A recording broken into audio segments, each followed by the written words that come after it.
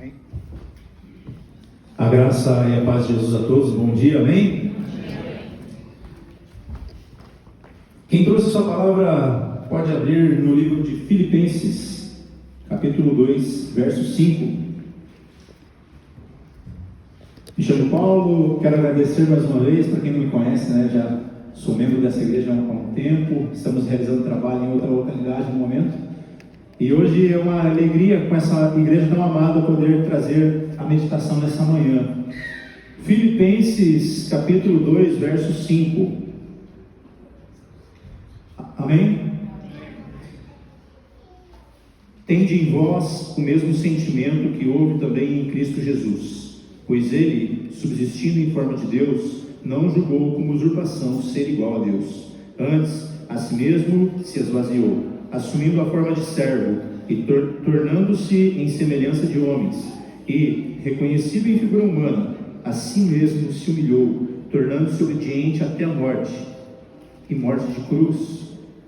Pelo que também Deus o exaltou sobremaneira, e lhe deu um nome que está acima de todo nome, para que ao nome de Jesus se dobre todo o joelho nos céus, na terra e debaixo da terra, e toda língua confesse que Jesus Cristo é Senhor, para a glória de Deus Pai. Amém? Graças a Deus. Nós temos acompanhado as mensagens que vêm sido pregadas aqui nessa igreja. Jesus é muito mais do que nós pensamos. Mas, se perguntarmos diretamente nessa manhã, quem é Jesus para você? Qual seria a sua resposta? Porque diante da nossa cultura, uma cultura cristã no geral, segundo o censo de 2010, 86% da nossa população se diz cristã.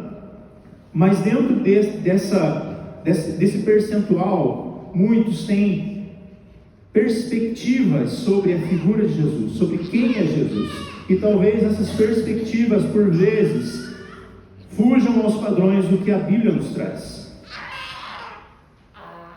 Para alguns, Jesus é um grande mestre, um bom líder, um grande administrador, o maior psicólogo.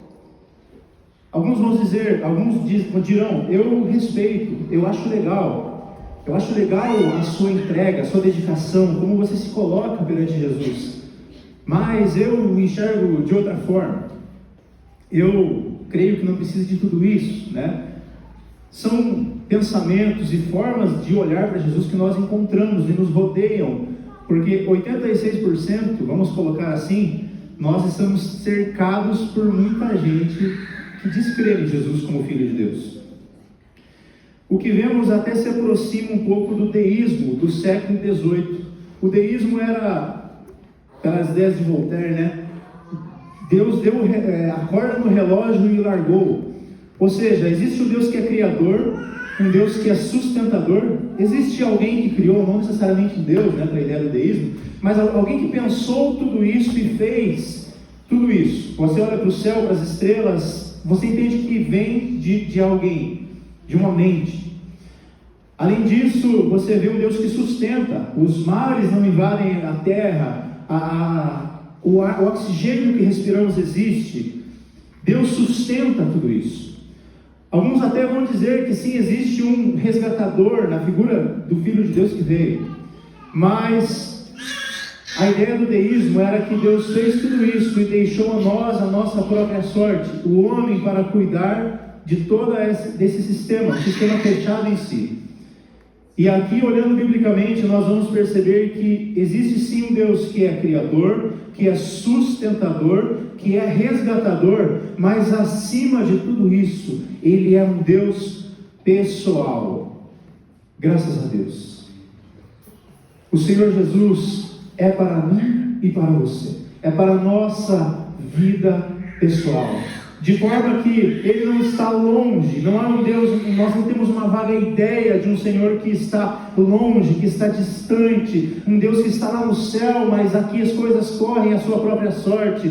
Não, o Deus pessoal a quem nós servimos está conosco todos os dias, e graças a Deus por isso.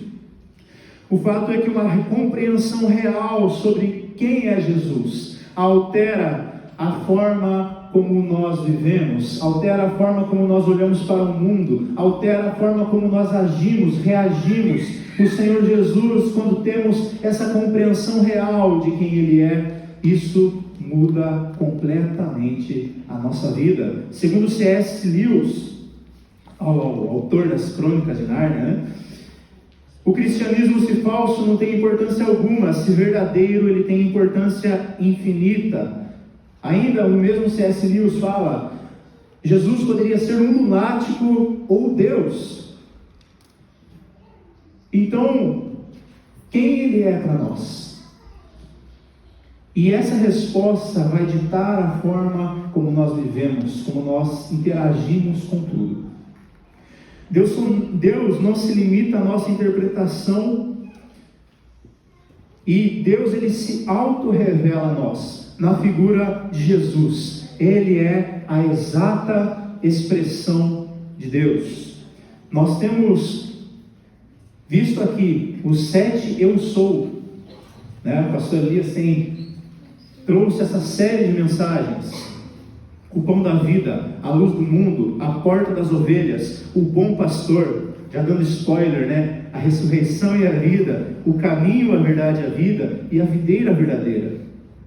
Então nós vemos esse aspecto divino de Jesus, e hoje eu gostaria de tratar com os irmãos aqui também sobre esse aspecto humano de Jesus, pois em uma pessoa nós temos duas naturezas. Jesus é 100% homem, Jesus é 100% Deus.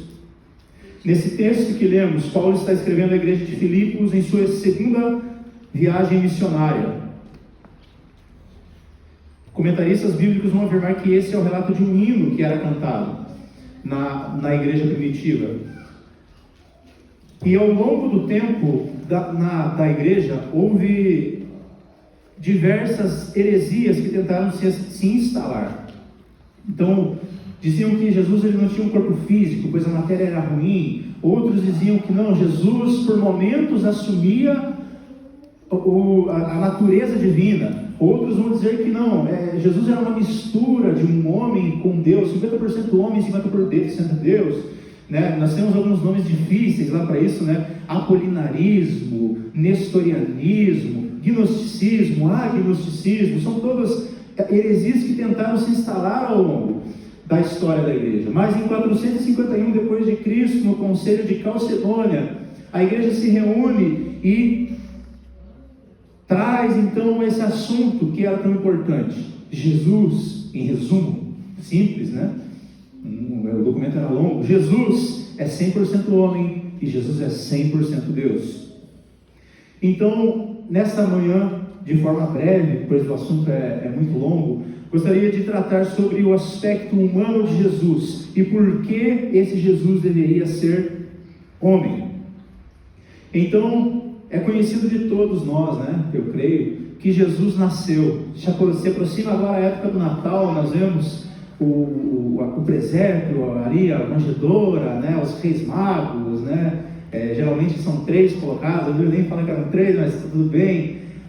E aí nós vemos então a figura de um bebê que toma a parte principal daquela representação. E isso às vezes passa desapercebido, mas quando nós paramos e observamos com mais detalhes, Deus se fez um menino, Deus se fez uma criança. O Deus que criou todas as coisas, o Deus que fez tudo, Ele se fez homem como nós. De forma que alguns olham e digam: você está dizendo que o Deus que criou tudo, Ele mamou no seio de uma mulher? Sim. O Deus que criou tudo, o José e Maria, né, tiveram que trocar ali a sua fralda. José ir na farmácia comprar a fralda da galinha pintadinha, né? Será que Jesus dormia no meio deles, né? Como diz os mais antigos, se espichavam no meio deles ali, quase jogavam o pai para fora da cama? Sim, Jesus fez. Então o fato aqui é que Jesus tinha um corpo físico. É o primeiro pressuposto que nós vamos ter.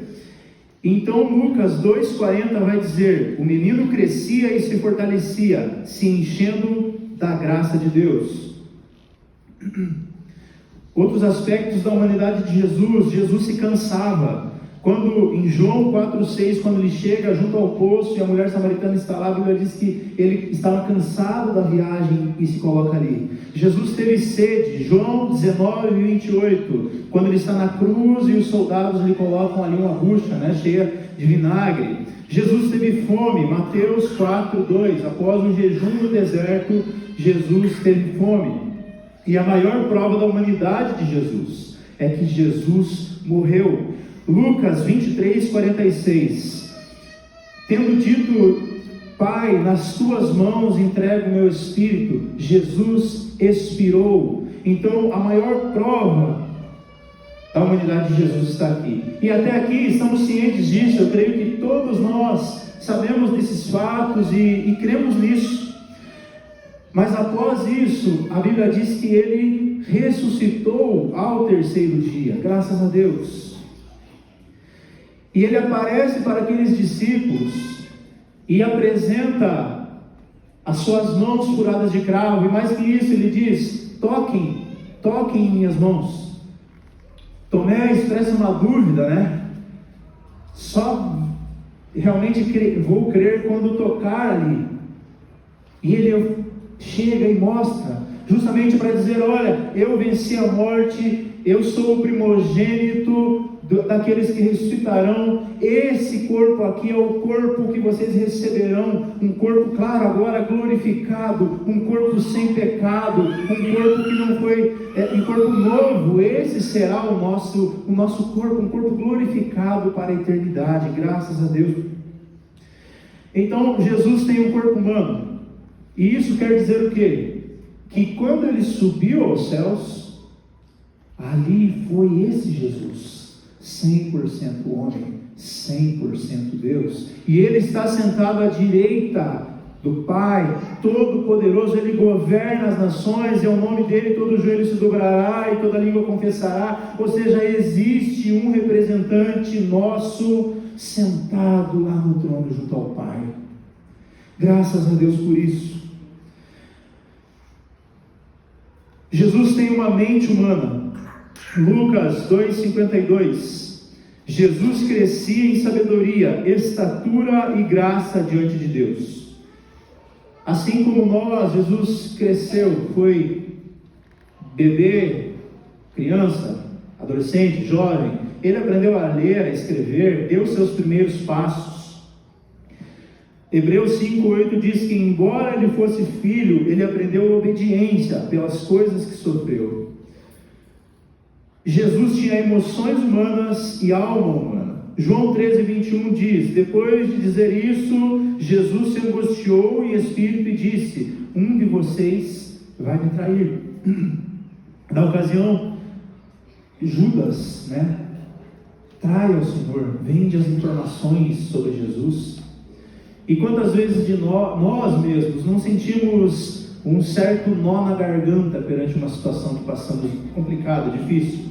Por vezes nós estamos angustiados, por vezes nós nos encontramos assim, mas saiba que o próprio Filho de Deus que desceu e se fez homem, ele enfrentou isso também.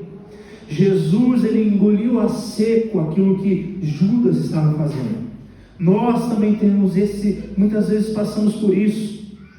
Então Jesus se identifica conosco. Jesus se entristecia. Mateus 26:38, a minha alma está profundamente triste até a morte. Jesus chorou. O menor versículo, se tiver um versículo para você decorar na Bíblia, esse é o mais fácil. Jesus chorou. João 11:35. E eu creio que até hoje essa mensagem, pastor? E mensagem no nosso culto à noite. E é curioso até aqui esse sentido da humanidade de Jesus. Jesus, ele fica ainda sabendo que Lázaro estava doente a ponto de estar terminal ali. E Jesus fala para aqueles discípulos: vamos ficar aqui mais um pouco, porque ele sabia que quando ele fosse, ele sabia o que ele ia fazer, ele ia ressuscitar a Lázaro. Então deixa ficar pior a situação, deixa passar mais um dia, porque o que eu vou fazer lá é algo grandioso.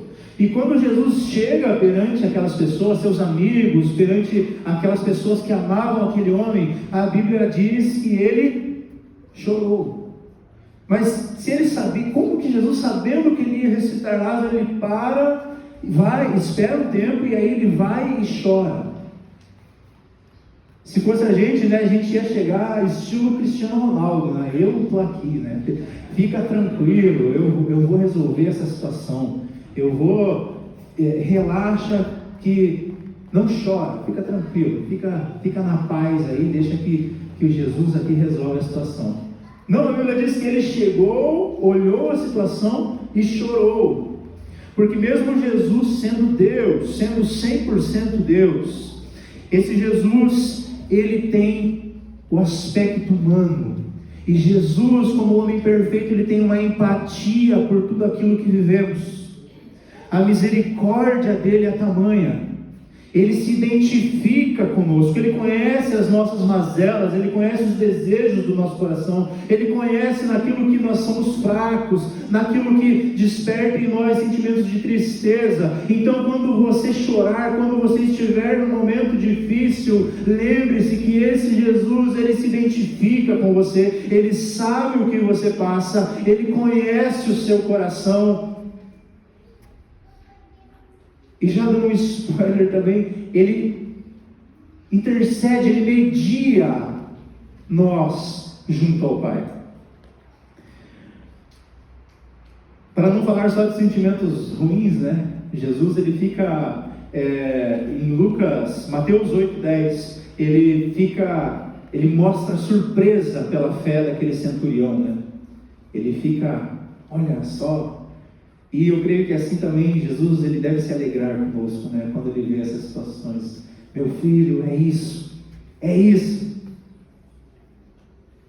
O Senhor Jesus nos chama para viver uma vida com Ele, andar com Ele. Ele é pessoal. Ele não está numa realidade distante. Ele não é uma filosofia. Ele não é só um bom mestre. Ele é Kyrios, o Senhor, o Deus Filho, mas ele também é homem assim como nós. Ele se identifica conosco, ele reconhece, ele sabe o que você passa. Então, perante isso, amados irmãos, por que é tão importante Jesus ser colocado como um verdadeiro homem? Por que foi importante que a igreja em determinado momento parasse, fizesse um concílio e colocasse: vamos definir essa situação? Porque o que isso representa para nós hoje? O que de forma prática isso nos traz? O que muda no meu dia a dia? O que vai fazer eu trabalhar na minha vida? 1 João 4:2 diz: nisto vocês reconhecem o Espírito de Deus. Todo o Espírito que confessa que Jesus Cristo veio em carne é de Deus. Mas todo Espírito que não confessa a Jesus não procede de Deus. Este é do anticristo. O inimigo das nossas almas, maligno, diabo, Satanás, ele não tem problema que você se relacione com uma força, que você faça de Jesus um cara legal, que Jesus represente para você apenas mais um homem bom e que falou coisas boas, um mestre da moral. Ele não tem problema com isso.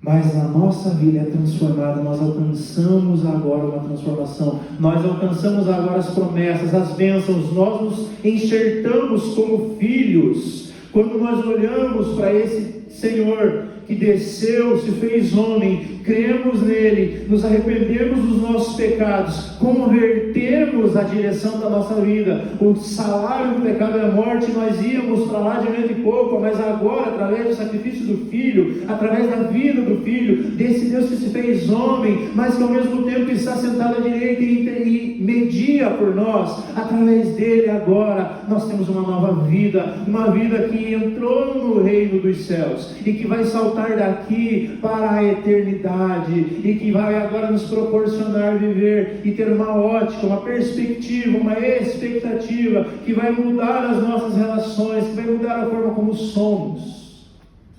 Jesus é muito mais do que pensamos. É muito mais do que essa grande percentual da população olha e identifica nele. Jesus é Senhor. E a pergunta vem a nós: o que Jesus é para você? Jesus é o verdadeiro homem. E aqui gostaria de colocar alguns pontos. Por que Jesus tinha que ser homem? Jesus é o verdadeiro homem para ser um novo Adão. Quando Adão pecou, nós herdamos a natureza pecaminosa de Adão. Parece injusto, não? Parece que eu não estava ali, eu não estava lá. Se eu tivesse, eu sei lá, né? Tinha jogado uma pedra em Eva, tinha derrubado Adão, dado um mata-leão nele, alguma coisa a gente tinha feito para não deixar. Romanos 5,18 diz: portanto, por uma só ofensa vem o juízo para todos os seres humanos, para a condenação. Adão pecou e nós fomos afetados. Mas nós também não estávamos no Calvário. E e pela graça de Jesus, nós recebemos então agora a salvação. Para todo aquele que nele crer, a Bíblia diz. Nós não estávamos no Éden, mas nós também não estávamos no Calvário. Se por Adão entrou e agora a humanidade ficou corrompida pelo pecado, em Cristo agora estão abertas as portas para a graça, para a misericórdia, para que você não esteja mais em guerra contra Deus, mas que você possa se achegar com ousadia, a Bíblia diz, perante o trono da graça, perante o Senhor Todo-Poderoso.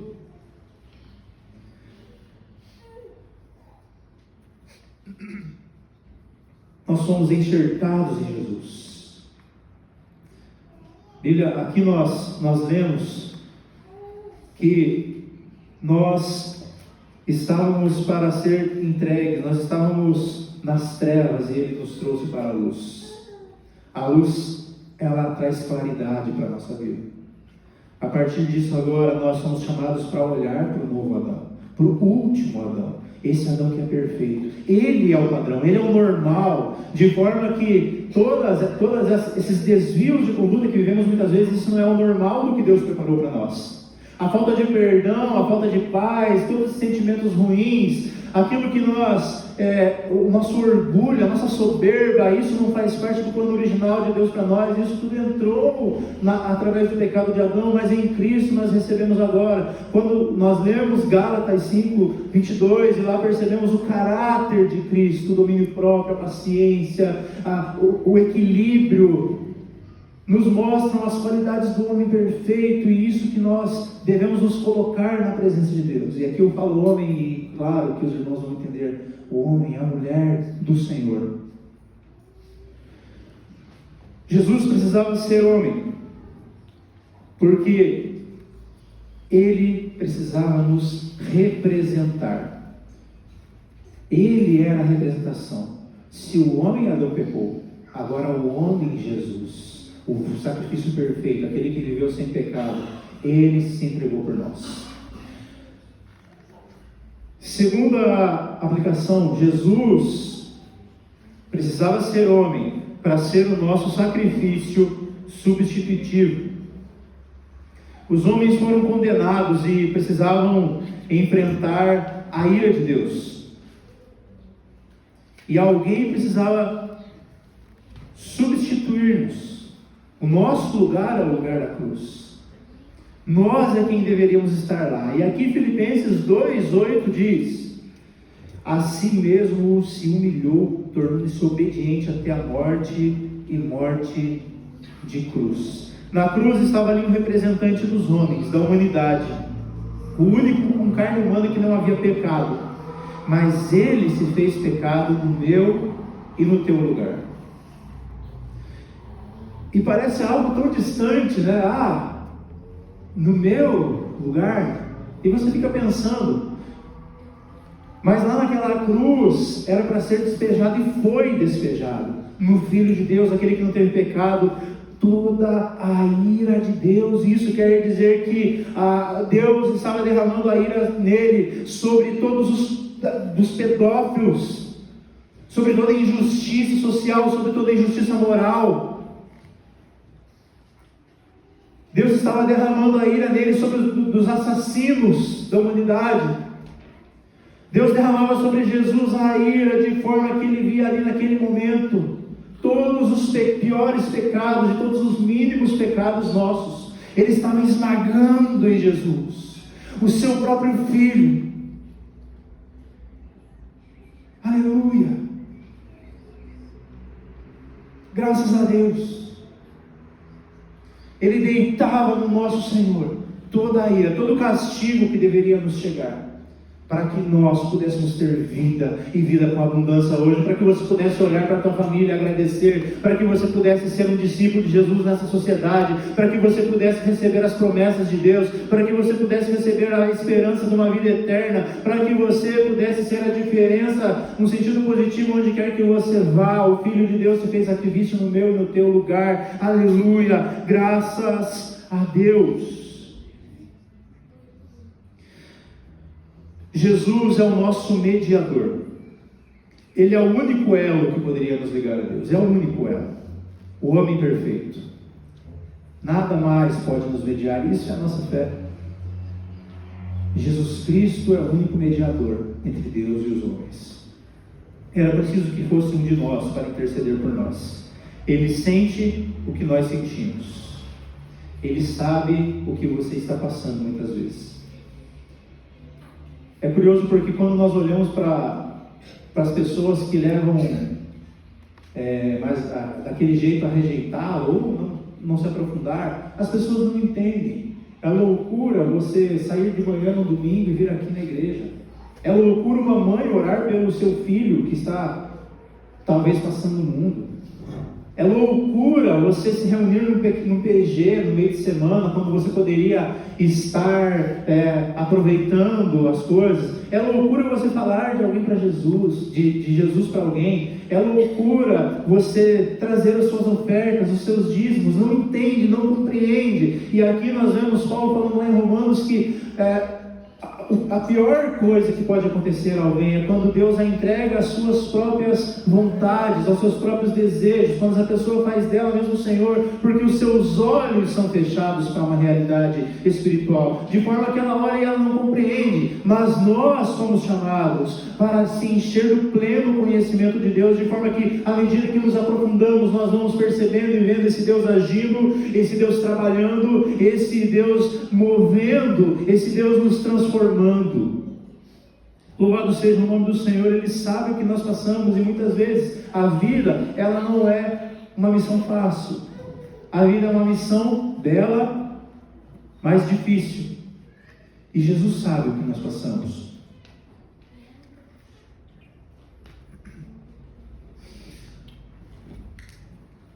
O mesmo C.S. Lewis, peguei só a noção dele hoje, né? Ele fala que é como se a gente estivesse enfrentando um vento contrário e nós vamos dando passos para sair na direção contrária àquele vento, e nós damos 10 passos e de repente o vento leva. E aí essa pessoa, C.S. Lewis fala que essa pessoa que andou 10 metros, ela não vai saber o que é andar 20 metros. Ela não tem a perspectiva do que é andar 20 metros. A que andou 20, ela não tem a perspectiva do que é andar 30. De forma que cada um de nós, ele tem uma realidade, passou por dores, sofrimentos, talvez que você passou por sofrimento que eu não compreenda.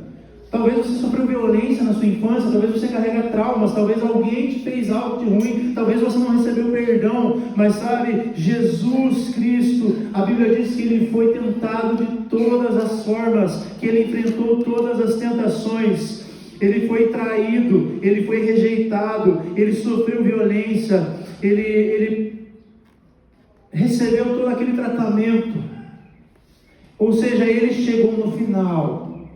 E Ele sabe então o que cada um de nós passa, porque Ele foi tentado em tudo. Na terapia de grupo, principalmente, né, tem uma frase muito poderosa ali, né, quando a pessoa fala que tem um problema e o outro diz, eu também. E a pessoa não se sente mais só.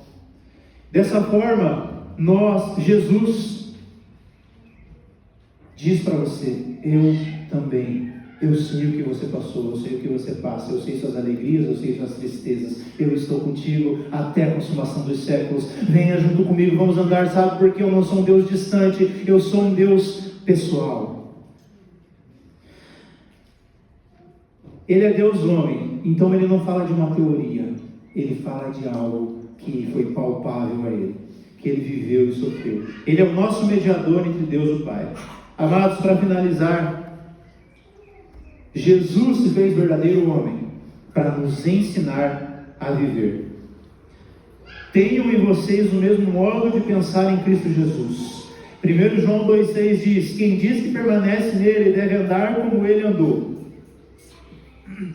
Então eu já comentei, um conceito, uma filosofia, ela não pode ser modelo, mas quando olhamos o Senhor Jesus, que ele se fez servo, nós podemos agora chegar e olhar para ele e buscar nele esse referencial, ser discípulos dele.